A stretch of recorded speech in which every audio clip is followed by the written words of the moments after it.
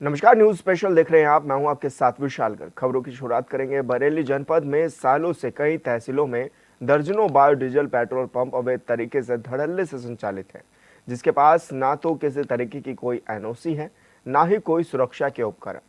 आरोप है कि किसी पंप के पास रजिस्ट्रेशन तक नहीं है। इसके बावजूद भी बरेली जनपद में ये खुलेआम मिलावटी तेल लोगों को बेचा जा रहा है। सूत्रों की माने तो बरेली जनपद में राज सक्सेना नाम का एक व्यक्ति है जो ठेकेदार है। आरोप है कि राज सक्सेना इन पंप के मालिकों से पंप चलाने के लिए एक निर्धारित राशि हर महीने वसूलता है। राशि न मिलने पर अधिकारियों से साठगांठ कर उस पेट्रोल पंप पर कार्रवाई करवा देता है। आरोप है कि राज सक्सेना से जब सवाल किया जाता है तो वो कहता है कि इस अवैध धंधे का पैसा ऊपर के अधिकारियों तक पहुंचता है। इस सब के बीच सबसे बड़ा सवाल ये है कि इन पंपों पर पेट्रोल डीजल की सप्लाई कहां से की जा रही है। स्थानीय लोग खुलकर नहीं बोल पा रहे हैं, लेकिन कहते हैं कि इन पंपों पर मिलावटी तेल मिलता है। जब हमारी टीम ने जिला पूर्ति अधिकारी से बातचीत की तो ऑफ कैमरा उन्होंने कहा है कि इससे हमारा कोई लेना देना नहीं है। Biodiesel petrol pump UP Noida यानी उत्तर प्रदेश नवीन एवं नवीनीकरण ऊर्जा विकास अभिकरण के तहत आता है। जब हमारी टीम ने यूपी नोएडा के अधिकारियों से बातचीत की तो उन्होंने बताया है कि हमारे यहाँ किसी भी बायोडीजल पेट्रोल पंप का रजिस्ट्रेशन नहीं हुआ है। अब दोनों ही अधिकारी अलग अलग बात कह रहे हैं, लेकिन जिम्मेदार कौन है ये कोई बताने को तैयार नहीं है।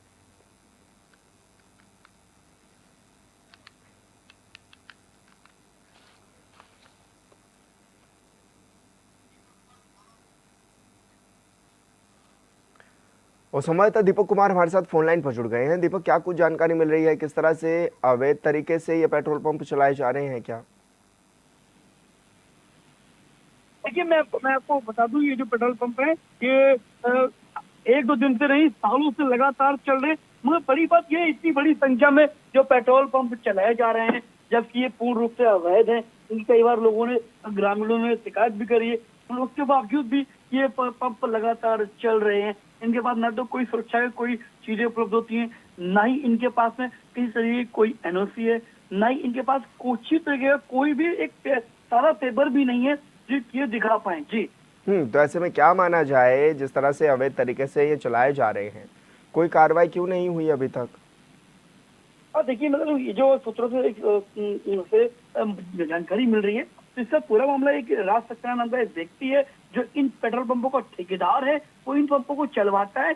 अगर जो इन पंपों पे पंपों को लगातार बोलता है कि अगर जो इन पंपों के लिए, माफ कीजिएगा, जो पैसे नहीं देता वो उहाई कराता है 25,000 रुपये। सुनने में जानकारी, 25,000 रुपये महीने वो इन पंपों से उहाई कराता है। 25,000 रुपये जो नहीं देता है उन पंपों पर यही अधिकारी जो कार्रवाई नहीं कर रहे हैं, वो अधिकारी उन पर कार्रवाई करते जाकर पहुंचते हैं। वहां पर कार्रवाई होती है, बाकायदा पेट्रोल पंप सीज होते हैं, बाकायदा सारे मानक बताए जाते हैं, इनमें ये मानक नहीं है, ये मानक नहीं है। और जब पैसे देते रहते हैं, यानी कि तो उन पर कोई मानक नहीं। और बड़ी बात यह, जिले में एक या दो नहीं है, ये दर्जनों से अधिक ये पंप, पेट्रोल पंप है जिन पर इस तरीके से कार्य चल रहा है।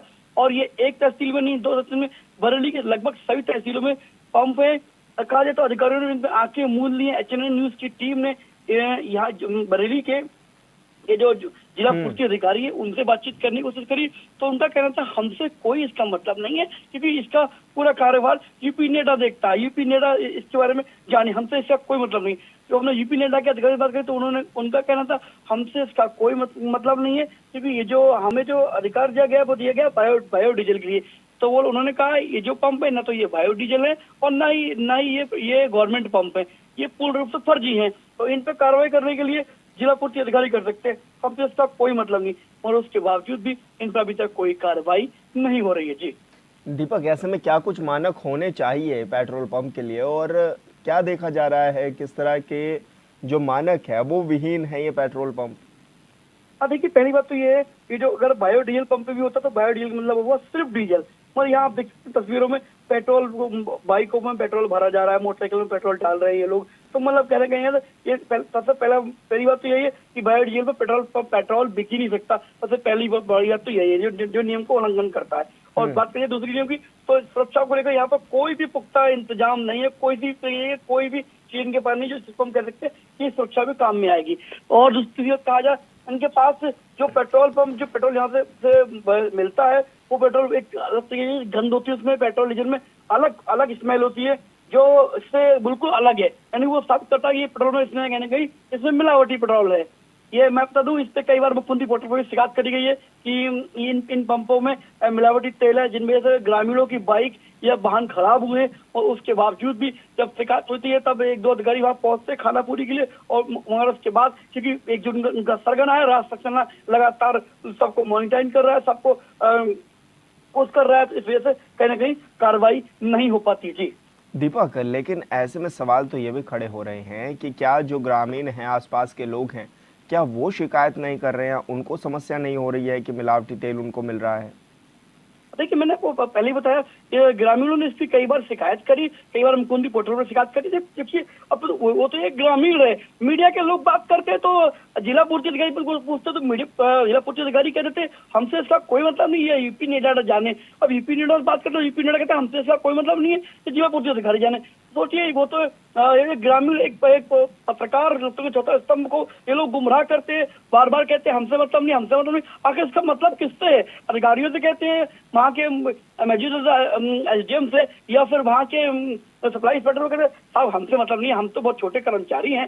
बड़े अधिकारियों से इससे पूछिए, बड़े अधिकारी एक दूसरे पर टालावाली कर रहे हैं, तो ग्रामीण की कौन सुनेगा? हालांकि ग्रामीणों ने कई बार इस पे शिकायत करी है, वो उसके बावजूद भी कोई कार्रवाई नहीं हो पाई है फिलहाल। मगर बड़ी बात यह है, इतनी बड़ी संख्या में पंप चल रहे हैं, उससे भी बड़ी बात यह दिखने मिलती है कि हालांकि इन पंपों पर आखिर तेल आ कहां से रहा है। या देखिए कि तेल लेने के लिए भी एक मानक होता है, मानक के अनुसार तेल पेट्रोल पंप डीजल से मिलता है, मगर उसके बावजूद भी कि आखिर फिर आ कहां से रहा है, बड़ी बात यह। या फिर कोई बड़ा बर्री जिले में कोई बड़ा मिलावटी खेल चल रहा है जो यहाँ पर पेट्रोल पंपों पर तेल पहुंच रहा है। जी तो ऐसे में क्या माना जाए कि अधिकारी कोई कार्रवाई क्यों नहीं कर रहे हैं, देख करके भी अनदेखा क्यों कर रहे हैं? नहीं, बड़ा सवाल है चैनल का यही है, हमारा सवाल यही है कि आखिरकार ये पंप चल रहे हैं, इन पर कार्रवाई अभी तक कोई अधिकारी क्यों नहीं कर रहा है? आखिर एक दूसरे पर टालावाली इनकी क्यों हो रही है? क्योंकि इतनी बड़ी संख्या में पंप होना और चलना, और ये कहने का एक बड़े खतरे का कभी भी अंजाम दे सकता है, क्योंकि ये जो वहाँ पंप हो रहे हैं इनके पास किसी भी तरीके का कोई भी उपकरण नहीं होता है जिससे इन पंपों को कभी सुरक्षा की दृष्टि से देखा जा सके, क्योंकि इनका यहाँ पंप लगातार लोग तेल भरवाते हैं, आसपास लोग खेत गन्ने गिरने भी होते हैं, लोग माचिस तिल्ली जलाते हैं। मतलब कई बार कोई बड़ी अनहोनी हुई तो फिर आखिर ये लोग कैसे उससे निपटेंगे? तब प्रशासन कहेगा कि तब उन पर कार्रवाई होगी, उससे पहले इन पर कोई कार्रवाई नहीं हो रही। अब इनका मेन जो सरगना ठेकेदार के जिसको बताया जा रहा है, राज सक्सेना नाम का आदमी, ये पूरी ग्रोह चलाता है, ये नीचे से लेकर ऊपर तक सारी जगह बताते हैं जो सोचोगी जनता से कि ये सबको मैनेज करता। जी बिल्कुल दीपक, आप बने रहिए हमारे साथ। हैदर अली जी हमारे साथ जुड़ गए हैं, सपा के नेता हैं। हैदर जी, बहुत स्वागत है आपका चैनल पर। जी बहुत बहुत शुक्रिया आपका। जी हैदर जी, जिस तरह से बरेली में अवैध बायोडीजल पेट्रोल पंपों का संचालन हो रहा है, आखिर क्यों इस ओर कोई ध्यान नहीं दे पा रहा है, कोई कार्रवाई क्यों नहीं हो पा रही? क्या कारण इसके पीछे के मानते हैं आप? देखिए, उत्तर प्रदेश और केंद्र सरकार जो डबल इंजन की सरकार है, उस हर इंजन के पीछे कई सारे डिब्बे लगे होते हैं, और ये डिब्बे एक्चुअली मालगाड़ी के हैं, और इनमें नोटों के भ्रष्टाचार रूपी बंडल भरे पड़े हैं, और दोनों इंजन अपने इस भ्रष्टाचार के करने वाले अधिकारियों को संरक्षण दे रहे हैं। वास्तविकता यह है कि आज उत्तर प्रदेश अधिकारियों के और भ्रष्ट अधिकारियों के संरक्षण में पल बढ़ रहा ऐसे धंधों को सदा से आगे बढ़ा रहे हैं। कभी भी ऐसे धंधों पे अंकुश नहीं लगाना चाहते। जैसे कि आपके माध्यम से हमें पता चला कि उनकी कहीं से कोई उनको परमिशन भी नहीं है, कहीं से उनका रजिस्ट्रेशन भी नहीं है, उसके बाद भी नेडा वाले कहते हैं कि जिला पूर्ति अधिकारी करेंगे इसको, जिला पूर्ति अधिकारी कहते हैं नेडा वाले करेंगे। तो जब एक आम आदमी के साथ अधिकारी मिलकर फुटबॉल का मैच खेल रहे हैं, और अधिकारीगण और इस तरीके के जो व्यापारी हैं, नंबर 2 का काम करने वाले, वो धन से अपने आप को और अपने डबल इंजनों को, डिब्बों को भरपूर माल दे रहे हैं। तो ऐसे में क्या माना जाए, किसकी लापरवाही से ये सब हो रहा है? क्योंकि अधिकारी अगर नहीं देख रहे हैं तो फिर किस चीज की जिम्मेदारी बनती है अधिकारियों की? निश्चित रूप से मैंने अभी आपसे कहा कि उत्तर प्रदेश के अधिकारी जो हैं वो निरंकुश हो गए, और निरंकुशता से भ्रष्टाचार में पूरी तरीके से लिप्त हैं और अपनी जिम्मेदारी से उन्होंने आंखें ओढ़ ली हैं। उनके ऊपर नोट रूपी और माल रूपी कंबल आंखों पर डाल रखा है, उसकी पट्टी बांध रखी है और उन लोगों को खुली छूट दे रखी है जो जनता के साथ इस तरीके से जानलेवा खिलवाड़ कर रहे हैं। जैसे अभी आपके संवाददाता बता रहे थे कि ऐसी कोई घटना भी घटित हो सकती है, उसकी भी किसी तरीके से कोई जिम्मेदारी नहीं, तो जिम्मेदारी लेने को कोई तैयार नहीं है। सिर्फ माल लेने की बारी है, पैसा कमा रहे हैं, लूट रहे हैं और जो उनके गुर्गे हैं उनको लूट की खुली छूट है। तो ऐसे में जैसे विपक्ष में आप लोग बैठे हैं, तो विपक्ष होने के नाते क्या कुछ आप सवाल भी खड़े कर रहे हैं या फिर सरकार को कैसे चेताने का काम कर रहे हैं कि भाई इतना बड़ा अगर भ्रष्टाचार हो रहा है? निश्चित रूप से मैं सबसे पहले आपको और आपके चैनल को बधाई देना चाहता हूं कि आपने इतना गंभीर मुद्दा इस तरीके से जन मानस के पटल पर रखा और आपके माध्यम से जब ये मुद्दा उठा है तो हम लोग भी अपना जो अधिकारी को ज्ञापन और अधिकारियों से जो इस तरीके की मांग कर सकते हैं, बहुत जल्द बरेली में आपको दिखेगा कि हम जनता के साथ अधिकारियों को जगाने का काम करेंगे और इस भ्रष्टाचार पे लगाम लगाने की कोशिश करेंगे। तो ऐसे में जो स्थानीय लोग हैं, क्योंकि उनकी आवाज भी आप ही बन सकते हैं, वो अभी जिस तरह से ठगी का एहसास भी कर रहे होंगे, क्योंकि पेट्रोल पंप तो दिया जाता है लेकिन मिलावट वाला है, तो ऐसे में संरक्षण, क्योंकि आप ही कह रहे हैं कि बड़े नेता संरक्षण दे रहे हैं, तो क्या आपको नहीं लगता कि आवाज उठाने की, एक बुलंद आवाज उठाने की जरूरत है?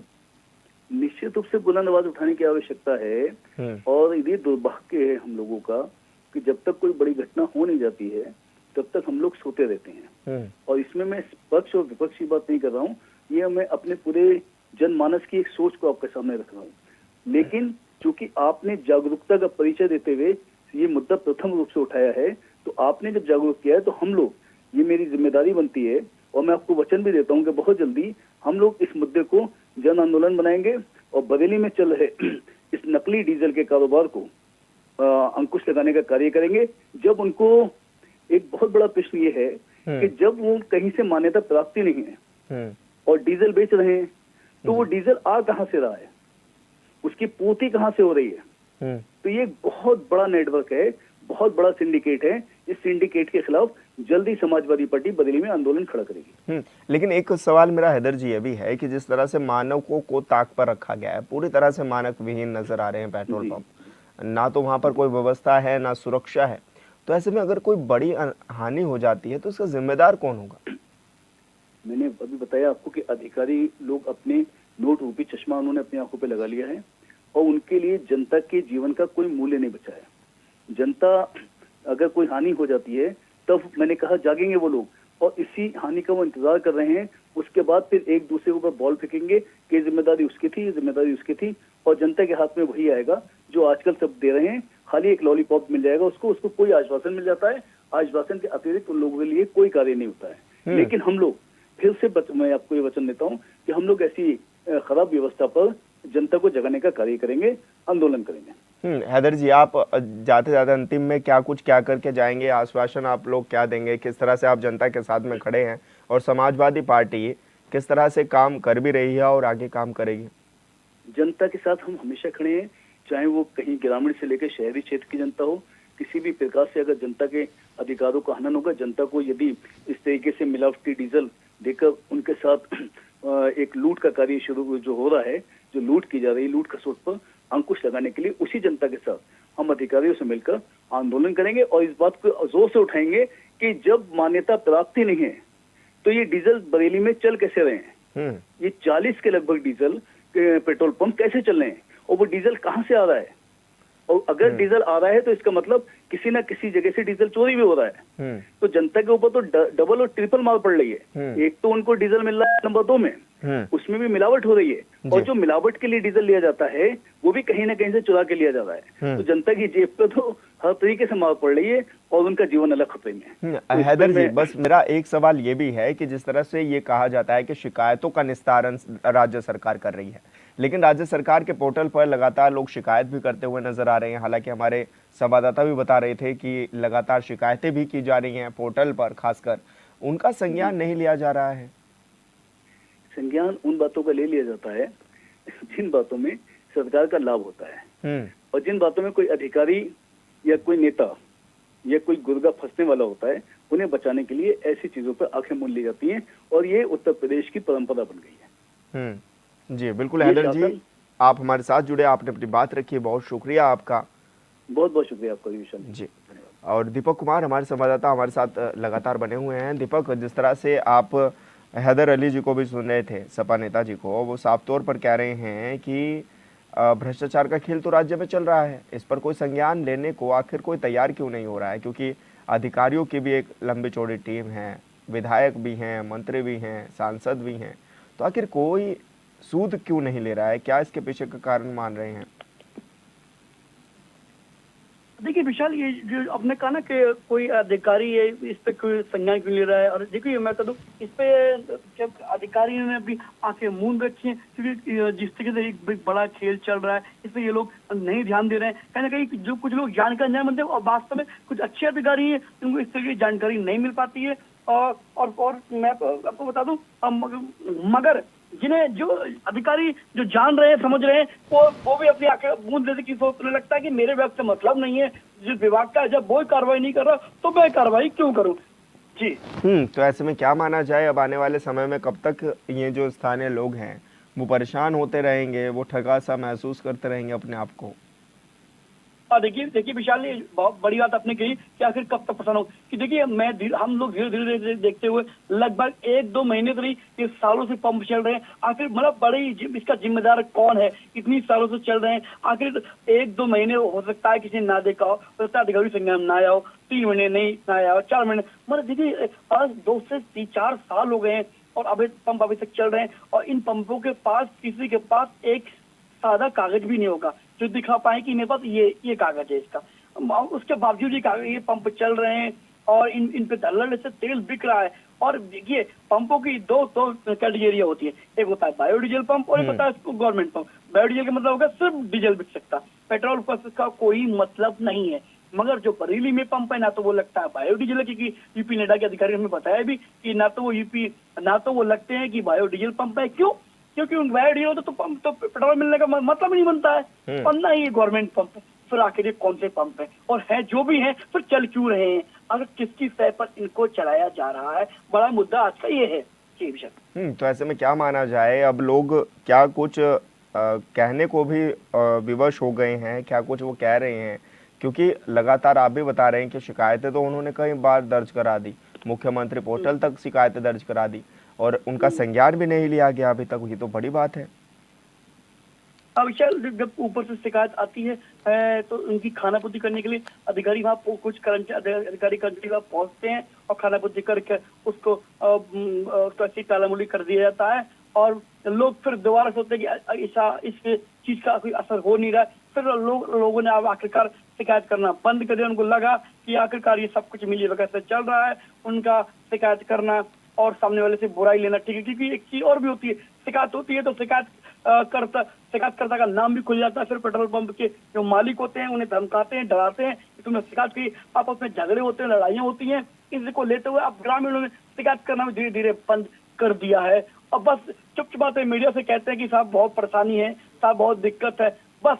क्योंकि उन्हें लगता है शिकायत करने का भी उन्हें कोई निस्तारण नहीं मिल पा रहा है, क्योंकि भ्रष्ट अधिकारी कोई कार्रवाई करते नहीं है। ऊपर से उनकी आपस में बुराई हो जाती है, क्योंकि कहीं ना कहीं नाम सामने आ ही जाते हैं कि आखिरकार शिकायत किसने शिकायत करी, कैसे शिकायत हुई है और क्या शिकायत करी है। जब शिकायतों को ये पोल्टा खुलता है, पिटारा खुलता है, तो उसमें कहीं ना कहीं ग्रामीण भी पिस जाते हैं, उनसे आपस में रंजिश हो जाती है, लड़ाइयाँ हो जाती हैं।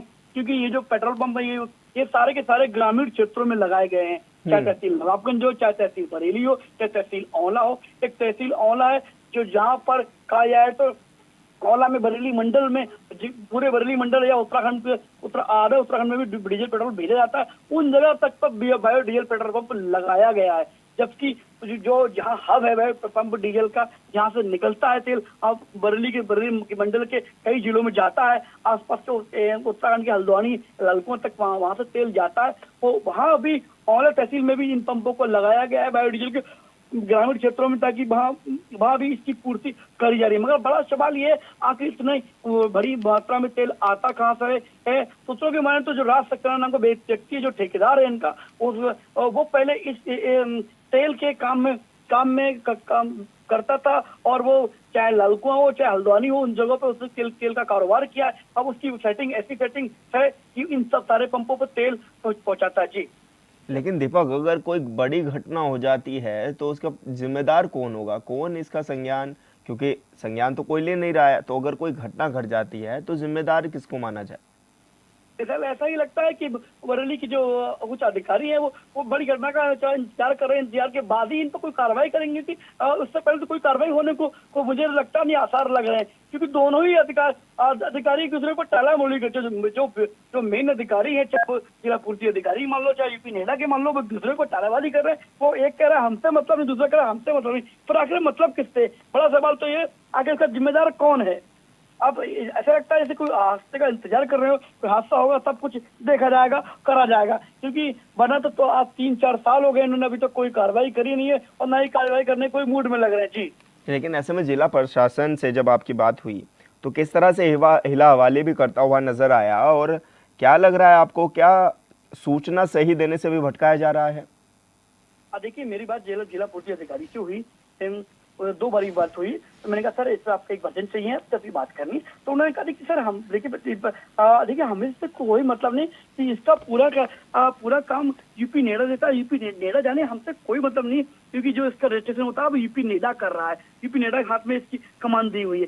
तो फिर हमने उनकी बात सुन के यूपी नेडा को बोलना है, तो यूपी नेडा के अधिकारी कह रहे हैं कि भाई साहब मैं अधिकारी हूँ मगर सिर्फ मैं बायोडीजल पंप देख सकता हूँ, बाकी जो डीजल पेट्रोल का कार्य है वो जिला पूर्ति अधिकारी ही देखते हैं, और मेरी नजर में अभी यहाँ पर बायोडीजल कोई पंप है ही नहीं। और उनका कहना कहीं सही भी है, क्योंकि जब पंप नहीं है बायोडीजल का मतलब वो सिर्फ डीजल का पंप, पेट्रोल से कोई मतलब ही नहीं है। तो फिर जो ये पंप है इन पे पेट्रोल और डीजल दोनों बेचे जा रहे हैं, दोनों धड़ल्ले से बेचे जा रहे हैं। तो जब दोनों चीज बिक रही है तो यानी कि यूपी नेडा की बात को कहीं ना कहीं ठीक लगी। और दूसरी तरफ जिला पूर्ति अधिकारी बार बार यही बात कहते हैं हमसे इसका कोई मतलब नहीं है, इसका मतलब सीधे मतलब यूपी नेडा से इसका मतलब है। बिल्कुल दीपक, बहुत शुक्रिया आपका तमाम जानकारी साझा करने के लिए।